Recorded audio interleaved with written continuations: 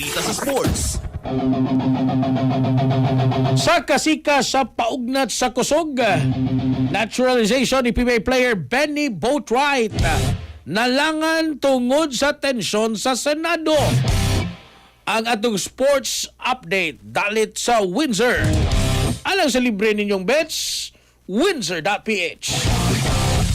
Si katrabang Gyro Biking sa detalye nini.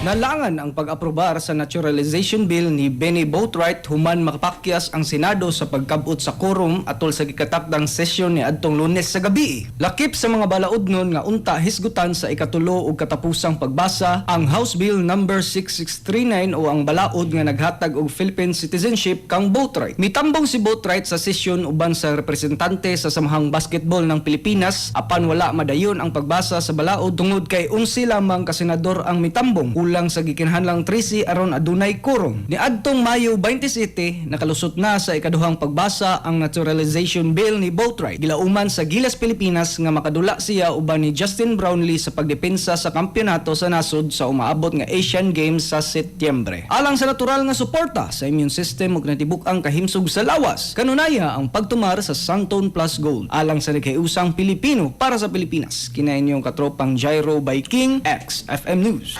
Kasikas Express Balita. Santon Plus Gold, mapalit sa mga butika sa inyong lugar.